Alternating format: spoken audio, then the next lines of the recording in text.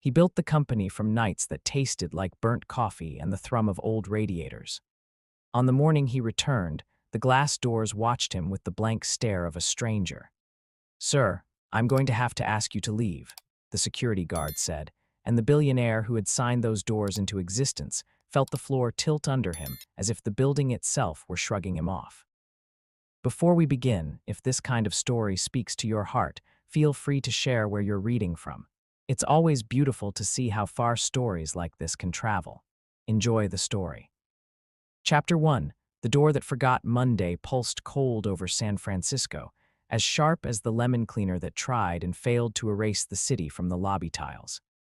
He came alone, no assistants, no driver, wearing a slate gray hoodie that could have been any man's hoodie. He liked it that way, because the first office he ever rented had smelled like damp cardboard, and he promised himself he would never dress so sharp that he couldn't hear the hum of those old days in the seams. His name was Isaiah Cole, Noah to the handful who knew a different version of his faith back when his foundation was just a praying desk and a rent receipt. He had a new passport stamp on his collarbone, Ghana, and a motor oil prayer in his pocket from his father written long ago, "Stand tall, speak gently. Remember where your shoes came from." The doors were newer than he liked. They were AI managed now, studied and sleek, ready to remember passports and posture, a cluster of sensors humming behind their faces. He had insisted on skeptical audits. He had written essays about fairness. He had funded bias testing portfolios. But the boards and the consultants had their own prayers, whispered to the altar of speed. Months ago, he had been in Accra, building a digital literacy lab in a school whose chalkboards were still white with last year's futures. He had missed the installation. The new guard wore a crisp blazer with the name of the contractor stitched in white. A small radio at his shoulder whispered something about the weather or trouble or lunch. His hands were large and held an old steadiness. "Good morning," he said, and smiled, a tired, human smile that had nothing to do with policy. "Morning," Isaiah said, and reached for his badge. The new badge that should have waited for him wasn't in his pocket. The old one, with the photo he hated and the magnetic strip he'd once cleaned with a T-shirt and hope, was somewhere in a box of memory. He placed his palm against the reader instead. It shrugged him off with a red blink. He tried again. It blinked back, unknown. "Sir," the guard said, "do you have your badge?" Isaiah lifted his chin toward the ceiling, where the wave of motion sensors breathed like a sleeping animal. "How about facial check? I'm Isaiah." The guard didn't look at the ceiling.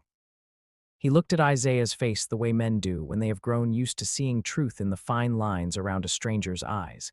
He stiffened, then softened, then stiffened again.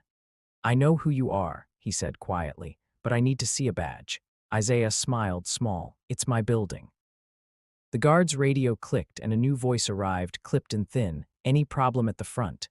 "No problem," the guard said, but his hand was on the desk now, palm down, claiming its real estate.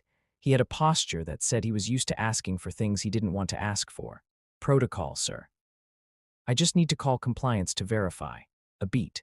"They changed the system last month. I've been gone," Isaiah said. "I was in Ghana. The lab, I know," the guard said, and something that made Isaiah feel both more and less seen flickered in the man's eyes. "My daughter showed me the article. It doesn't matter. Can I see an ID?" Isaiah reached for his pocket, found his driver's license, and slid it across the desk. The guard placed it under a small camera, the door AI blinking, waiting. 2 seconds later, the screen flashed red again. The AI, polished and tidy, did not recognize him. In the windows, the city reflected back like a varnish. "I can call upstairs," Isaiah said. "Lana in communications or the COO. They'll—" A second voice arrived, this one a woman with vowels poured over ice. "Front desk, copy that. If you have an unbadged individual claiming to be an executive, please initiate the visitor verification flow." "I'm not visiting," Isaiah said softly. "Sir," the guard said, "I need to enforce protocol." "Sir," the radio insisted, "you need to ask him to wait outside while we verify." The guard breathed, and Isaiah saw the equation run across his face. Not of race, not only, though that current was always there, always dangerously live. It was the equation of men who pay rent with rigidities. The guard nodded, almost apologetic. "Mr. Cole, sir, I'm going to have to ask you to leave," Isaiah finished for him, and there it was. The line that cut clean through every narrative he had built about himself. If it had come from a boardroom, from a shareholder, from a rival, it would have been a chess piece he knew how to move. Coming from a man doing his job at the door he had bought and hung and blessed with speeches, it pierced. He thought of his father's hands, of the grease lines that never quite washed to pale. "You've got to learn the difference," his father had told him at a garage that vibrated with old cars and old secrets. Between being invited and being expected, and how to stand when neither are true. He straightened his spine. "I'll wait outside," he said. He stepped back into a wind that stirred the street litter into a small private storm, and the door mirrored his face back to him, a man blurred by glare. Chapter 2. The first door years before the doors learned to forget him. Isaiah slept on a cot wedged between his desk and a window that watched another building watch him back. He had coded until lines of Java script did cartwheels on the back of his eyelids, then woken to deliver donuts to a crew of interns so young their jokes hadn't learned to be cruel. His mother had wrapped his first computer in newspaper like it was a fish. The keyboard was missing letters, and he learned that an empty key still knew itself. He learned that the world's codes often kept going when the labels had worn off. He had knocked on a lot of doors. Some had answers shaped like laughter. Some had nothing behind them at all, just drywall where a hallway should have been. He had been told to leave enough times that his heart built calluses. Not all of those times had said what they meant. The time the landlord patted his shoulder and said there was a better fit down the street, he meant he didn't trust a 20-something black kid with an idea that needed 1,000 square feet more than it needed permission. He met Jonah Vale at a coffee shop where the chairs tilted. Jonah was the kind of white that hadn't learned the razor of itself, awkward and raw and ferociously smart. They built something and named it North Star because it felt like a promise you could steer by. The first time an investor told them no, they promised each other something bigger: "We'll build the thing anyway." They sold a sliver and then a slice and then signed a contract, and then, one day, Isaiah signed a lease for a block of sky. He let himself cry in an empty conference room that smelled like new carpet and too much ambition. He was proud but cautious. He wrote into policy a clause that no one who worked in that building would have to mispronounce their own names for the comfort of others. He wrote into budgets money for outreach, for internships, for a pipeline that wasn't a pipeline but a network of bridges.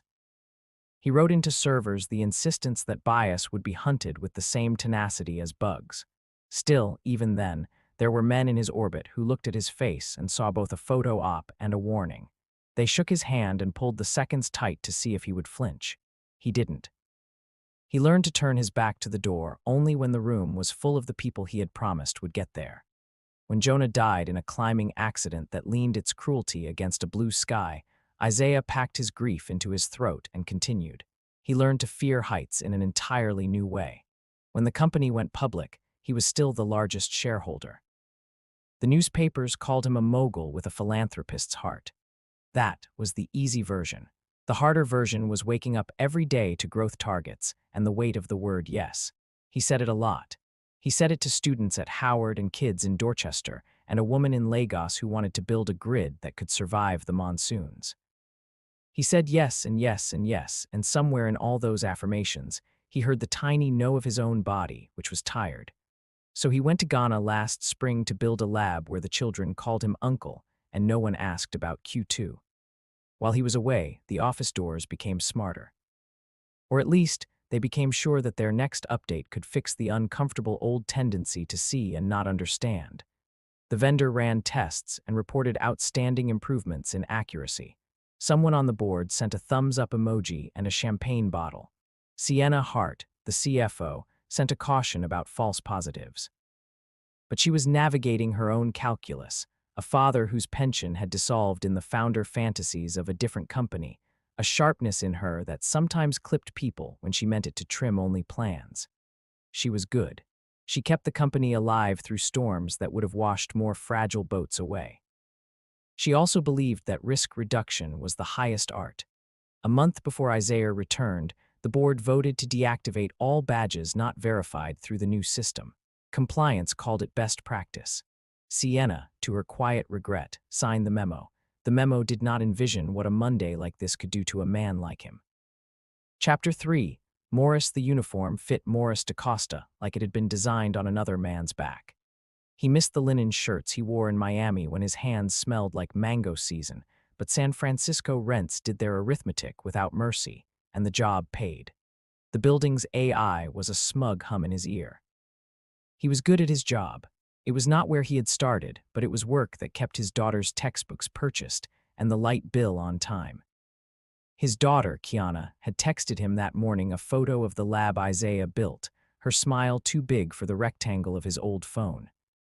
"He's why I'm going to med school," she had said, months before, when a North Star scholarship paid for the organic chemistry class that ate other kids alive and turned her into something sharper. Morris had watched Isaiah speak once from the back of a crowd, the kind of speech that made the air itself tilt toward better things. So when Isaiah stepped into the lobby and the censors got territorial, Morris swallowed a sigh. He knew Isaiah's face better than the cameras did, which had seen his features only in favorable light and marketing angles. He knew the tilt of him that was a man trying not to say, "I built this place," while everything in him needed to say it. He looked at Isaiah, then at the camera, then at his hands. He had never liked hands that could rearrange a man's day without taking any of the blame. He spoke carefully. Rules had a way of turning into cages when you weren't careful with them. He checked the manual again, like a ritual. If unbadged, call compliance. If compliance confirms risk, wait for response. The manual insisted, in sleek font, that this was about safety and equity and consistency. It didn't say this was about how buildings learned who to trust. He was old enough to know that manuals are often written by people who never sat at the door and had to make the moment feel human. He called upstairs.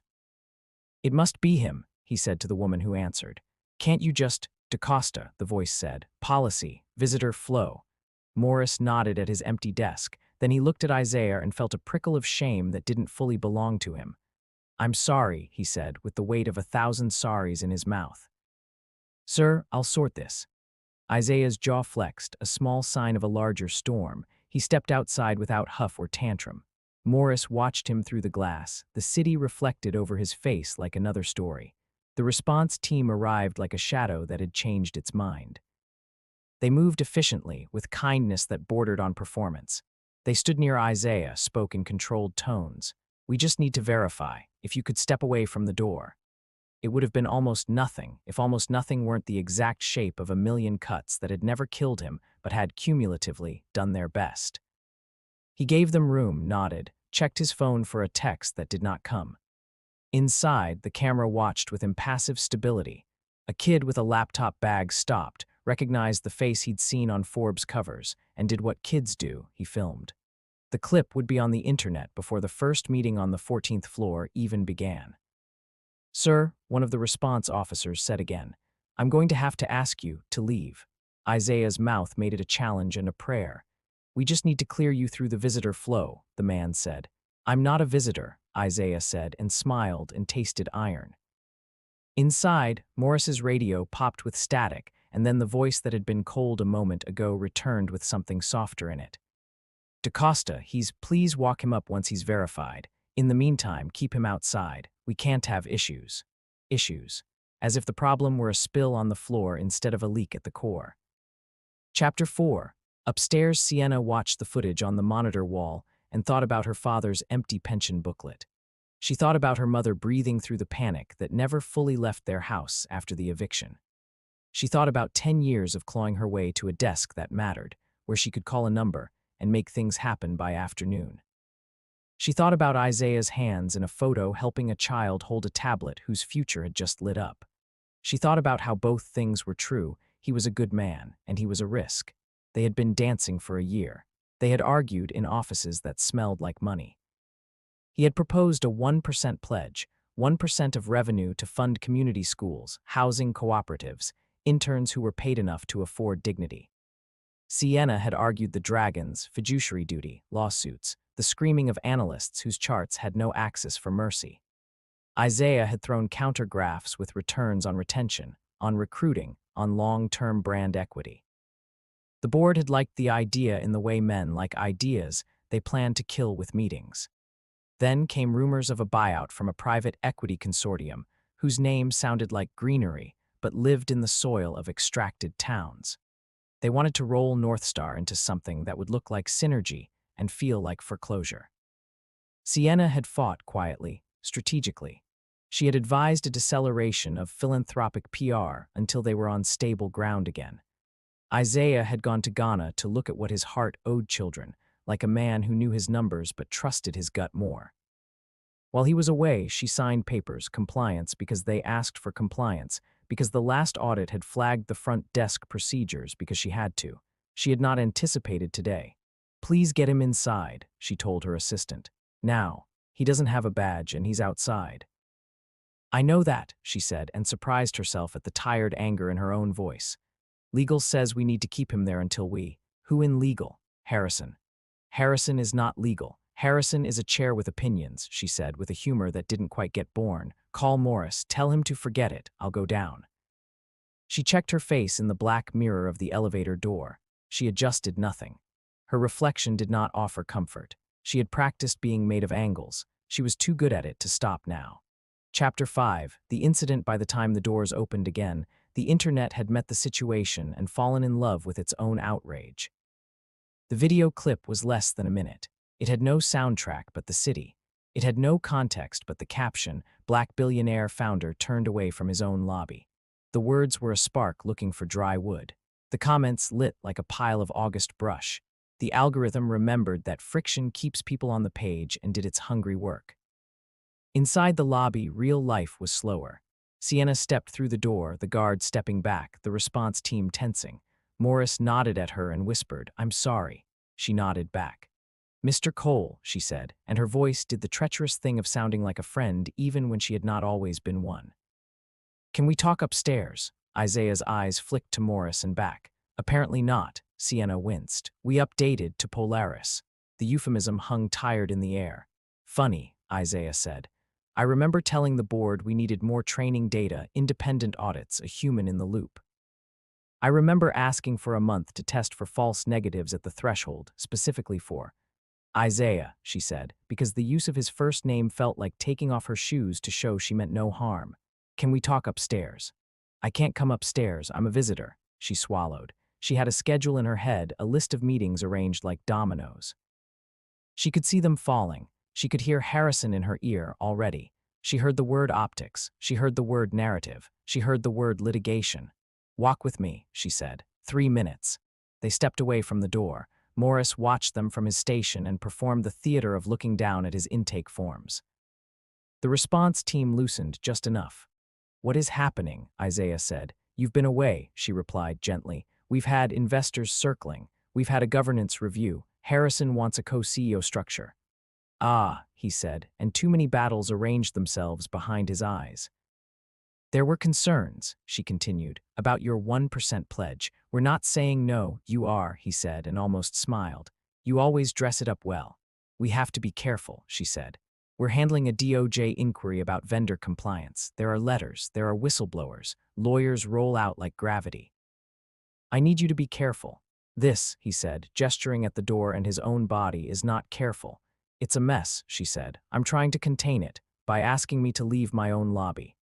"I didn't ask." "You didn't have to," he said, and wished he hadn't, because there was truth and then there was salt. The kid with the laptop bag, Ray, if anyone cared to look at his last performance review where someone had written "bright," lacks filter, looked at his phone and gasped in a way that belonged to bigger disasters. "It's everywhere," he whispered to no one and to everyone. Upstairs, an emergency PR huddle clanked together. Lana Park, head of communications, smart enough to juggle 5 crises before lunch, ran numbers. She liked Isaiah in a way that felt like a tiny rebellion against career calculus. She prepped statements like bandages, ready for the bleeding. "Do we apologize?" a junior comms person asked. "For what?" Lana said. "For reality.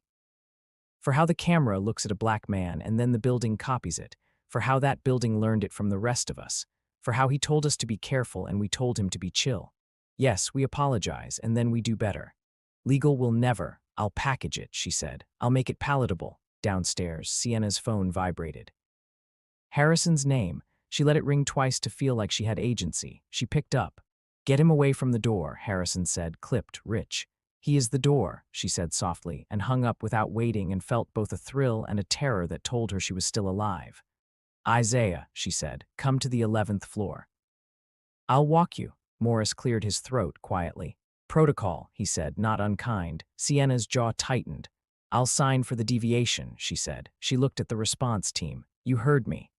They walked together through the doors as if through the residue of a bad dream. The sensor blinked red as they passed, offended. Sienna's body realized that even walking a friend through his own door had become an act. They stepped into the elevator. The doors closed. The air changed. I thought I could protect the company, she said before he could say anything. He waited. I thought I could protect you by protecting the company. And now, he asked. And now I think I have to protect something else, she said, surprising herself. What? The people who work here, the culture, the promise we made, she swallowed. I know about the private equity. I know about the backdoor they've been building with that subsidiary, Bay Linden. Harrison and legal arranged it as if we're buying insurance. We're not. We're selling our future for a premium. How far along? Isaiah asked. Far, she said. They move in on Friday. They have a clause that triggers if leadership is unstable. They want you loud. They want you angry. They want optics they can call chaos.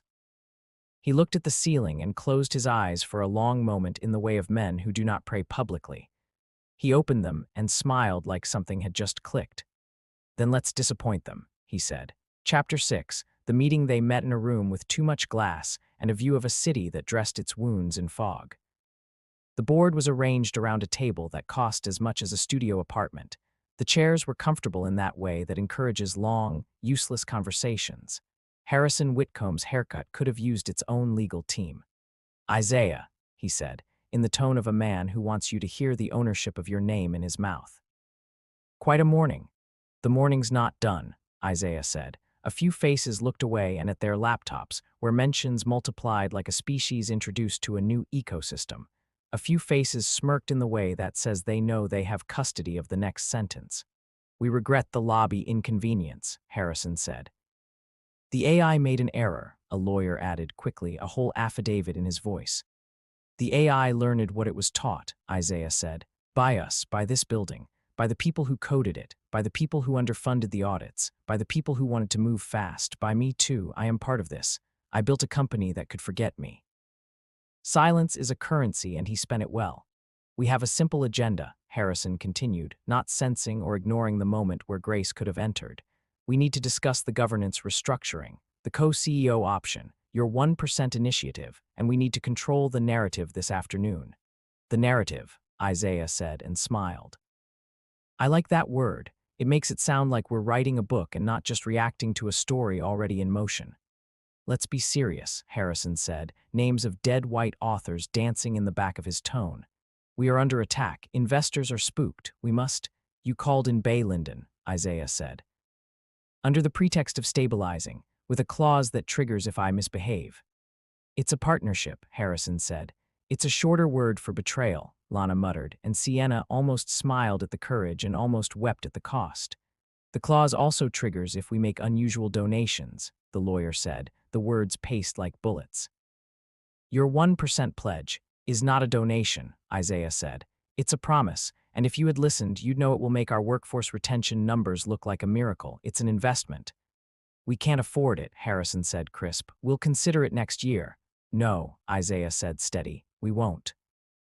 Everyone in the room turned toward him like flowers hearing thunder from the wrong direction. I'm not a dictator, he continued, but I'm a founder who still has a significant vote. I can call a special meeting. I can make this public. I can be the story today if that's what you're hungry for. There are letters from the DOJ, the lawyer said. There are questions about your use of funds related to the Accra lab. The words fell into the room like a trapdoor opening over a dark basement. Isaiah felt his body move toward anger and pulled it back like a horse that knew the cliff's edge was near. You're accusing me, he said, very quietly. We're asking for clarity, the lawyer said. We're asking if any funds went where they shouldn't. They didn't, he said. You're sure? Harrison asked with a false concern that smelled like cologne. Because if they did, we will have to take Sienna, he said and turned to her. Back me or tell me to leave. Either is better than this. Sienna looked at her hands. She had long fingers, pianist fingers, made for the kind of accuracy that can heal or cut. She had never wanted to choose like this. She had built her whole life on avoiding extremes. The last time she had believed in absolutes, she had been 11 and watching a moving truck take their couch away. She lifted her head. The DOJ letters are boilerplate, she said. They raise flags we can address. The Accra lab funds went through my office. I signed off. If there's a problem, it's my problem too. Harrison sighed theatrically. Sienna, we need you too. I'm not finished, she said, and the room changed temperature. While we're asking questions about stewardship, perhaps we should ask about the Bay Linden carve-out, the special purpose entity you directed legal to form, the shifting of certain IP into the new structure, the options. That's a contingency plan, Harrison said, suddenly interested in his water glass. I found emails, she said, and her voice did the new thing of being both strong and exhausted. The board hasn't approved them. If we're concerned about governance, let's be equitable. The junior lawyer's fingers paused above his keyboard, like a pianist deciding whether to attempt Rachmaninoff tonight. Isaiah, Harrison said, recovering his smile. We can meet you halfway, install a co-CEO, delay the pledge, fix the comms error with the lobby. The pledge is not negotiable, Isaiah said. Not anymore. We marry what we vow. The lobby, that's a symptom. The pathology is how we teach the system to see a person, how we teach ourselves. You'll put us in a bind, Harrison said. You can be idealist or you can be fiduciary. I can be both, Isaiah said, and when I can't, I will choose the ideal that this company was built on. You can fire me, of course. We can, Harrison said, happy again. You can try, Isaiah said, and I will walk. And then what? Harrison asked, amused. You'll sue, you'll cry, you'll tweet sad emojis. Isaiah stood. He placed both palms on the table, not to dominate, but to steady. I'll build a better door. The line sounded like a dream until he poured the plan into it. I bought the block, he said, and watched confusion move through Love's seats like a small animal. Not the building, the land. 6 months ago, through a trust. It's complicated. Your leases are safe, but you'll need to renegotiate if you change entity ownership.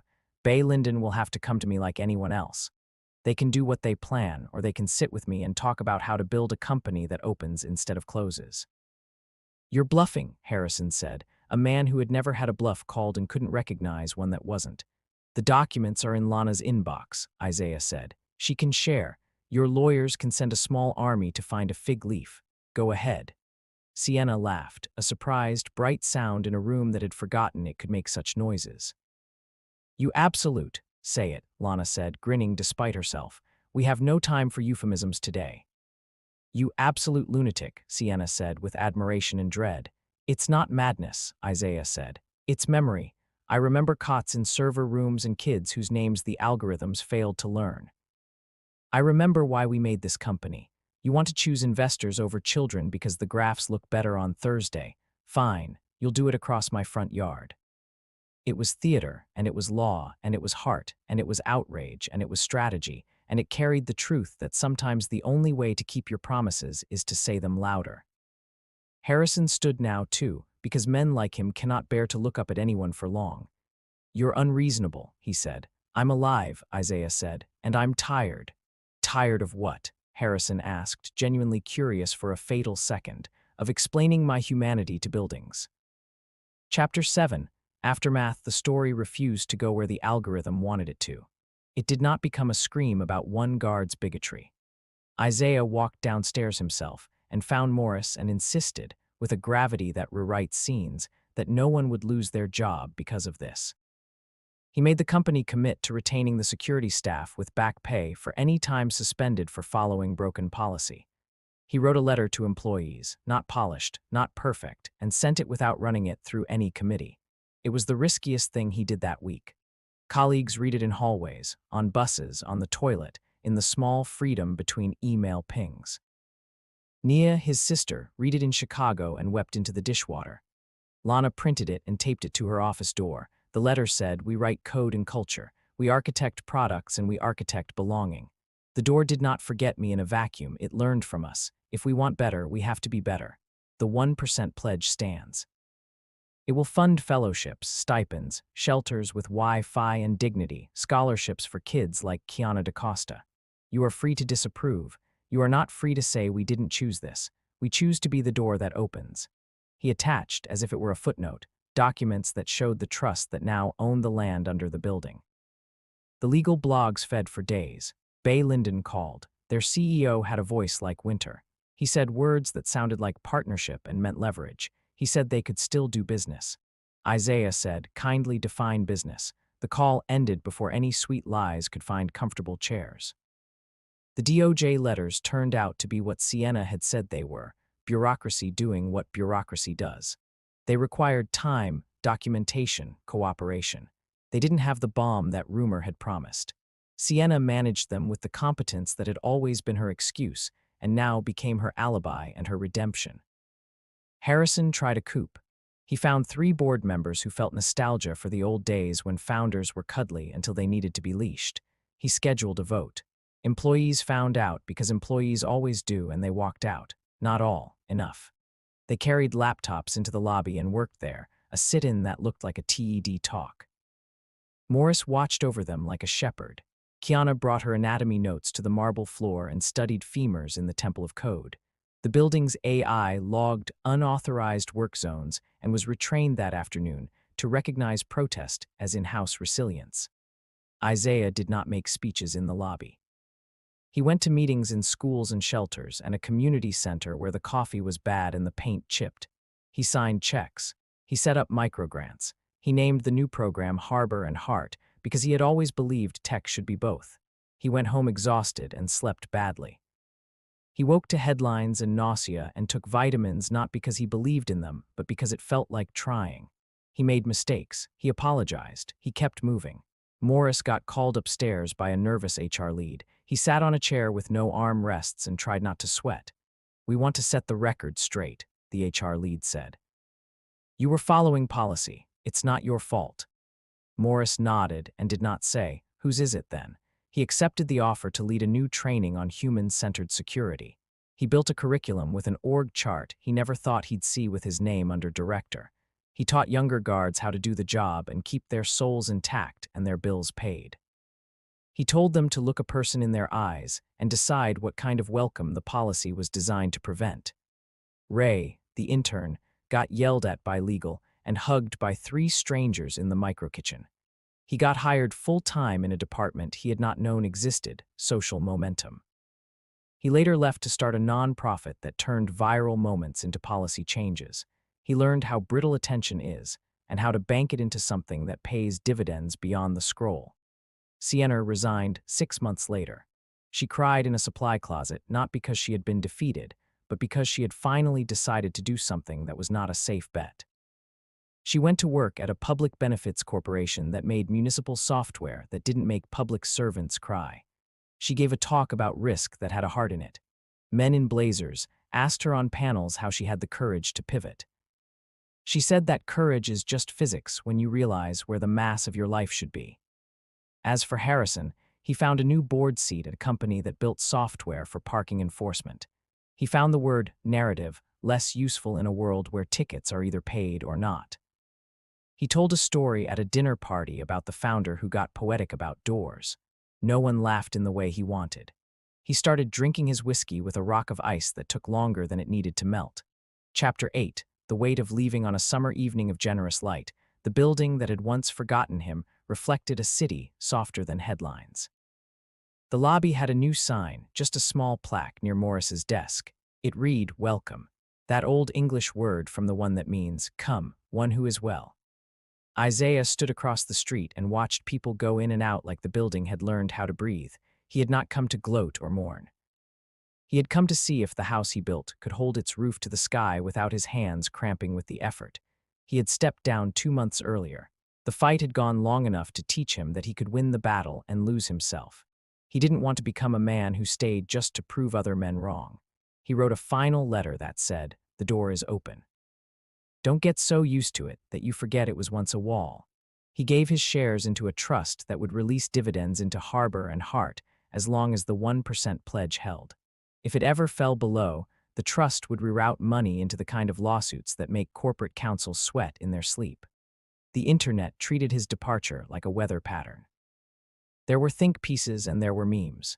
There were black and white portraits of his impossible face and predictions about his inevitable return. He stopped reading them. He woke up earlier and went to bed later, but somehow found minutes that hadn't existed before to listen to music without checking email and to cook a recipe that had more than 5 ingredients. On the anniversary of the morning that had split his life, he got a text from Kiana. It was a photo of her white coat ceremony. She was crying and laughing at once, a caught storm. The caption said, "For the lab, for the door, for my dad's new cardigan that makes him look like a college professor."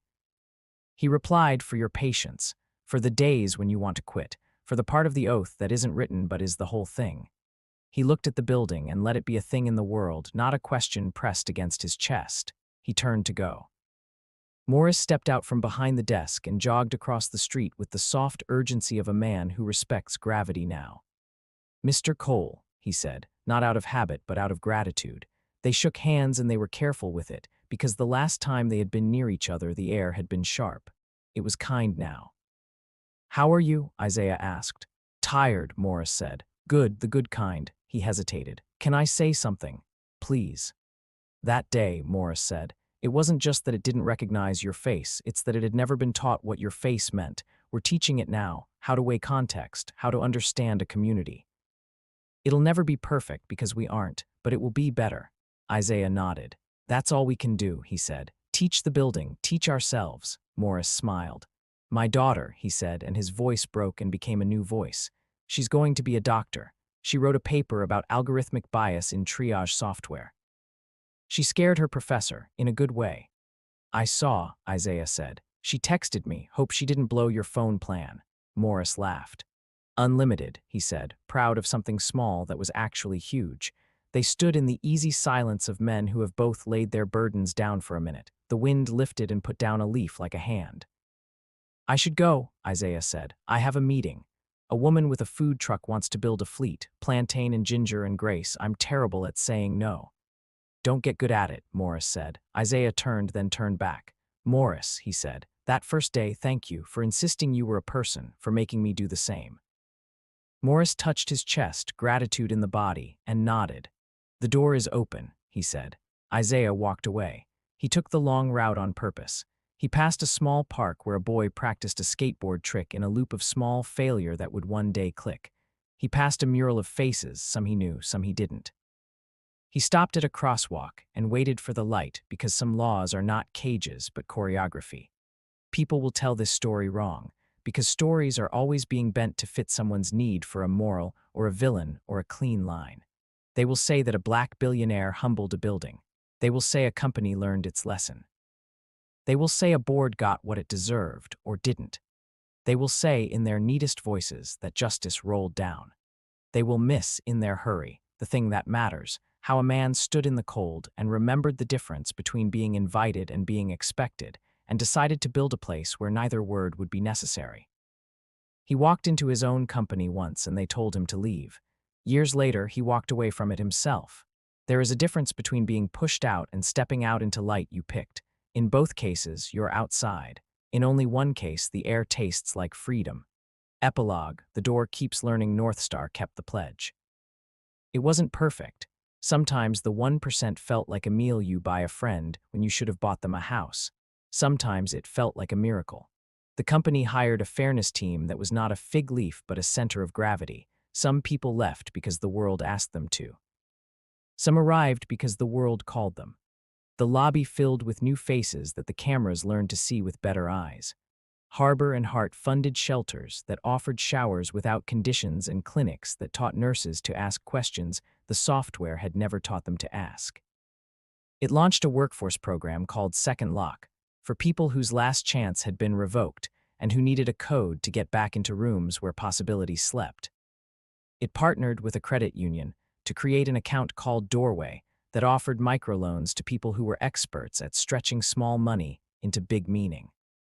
It funded an incubator for small businesses that had lived too long in the shadows of big ones. Isaiah, who was supposed to be resting from the fight, found that building without the board's voice in his ear was its own kind of energy. He made less money. He slept better. He wrote a short book with the kind of clumsy sincerity that is either reviled or loved. It was titled Algorithmic Doors, on what we teach our buildings to believe. It sold few copies and mattered to people with their hands on doorknobs all over the world. One evening, on a stage in a library that smelled like old paper and the secrets books keep, he read aloud, "We build instruments that measure us. They echo us until we teach them a new song. I'm trying to be worthy of the door I want to walk through. I'm trying to write down the code for an entrance that doesn't ask any of us to prove we belong. He closed the book and stepped down from the stage and met faces at eye level. When he left the library that night, he pressed his palm to the door as he passed. It did not scan him. It did not ask who he was. It did what doors do when they are well taught. It opened quietly, without fuss, and it let him go into the night that had become, somehow, his own.